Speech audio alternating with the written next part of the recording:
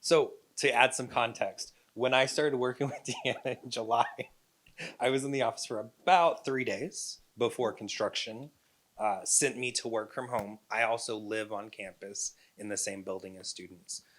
So from the end of July until 2 weeks ago, I worked and lived in Groman Tower at MSOE.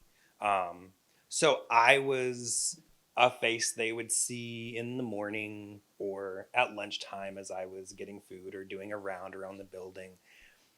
And they got really attached. And that I had the concern about enabling because when they found out that I was going back to my office, they were just like, but what, where are you going to be? What, won't see you every day. And so I started phasing some of the time that I spent down there out. It's not that I was ever there directing all of my attention to them, but I was present, and to them that made a difference. Um, so now one of the things that we do is they visit me in my current office, or I spend some time down there on the weekends, or I started doing the Sunday breakfast, things like that. But when I say I was present, I wasn't there solving their problems. I was really just physically there in the space with them.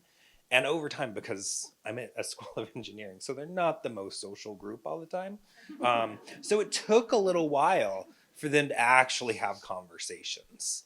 But as they opened up, they would start asking me things like, "Well, you used to work in tutoring, right?" And I'm just like, "Yeah." And they're just like, "Well, I'm a tutor. How would you do this?" And so I would talk to them about it. We have students who are getting new jobs. We have housing placements, which has been the drama for like 2 months. So I mean, just these little things where my role isn't to provide them answers. It's really just to say, well, what are you concerned about? What I ask a lot of open-ended questions. I ask them, it's coaching in a lot of ways. It's mentoring in a lot of ways. It's they even ask me, they're just like, so why do you do this? And I said, because I enjoy the sense of community that we have. And it's not because I'm trying to gather information for Create or MSOE, but I actually learn a lot of information that comes back and can help us better serve students.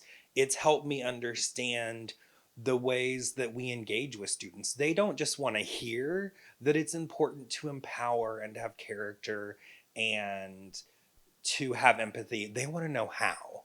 We have very tactile people. And so it's challenged me to think differently about the way that I'm engaging with them.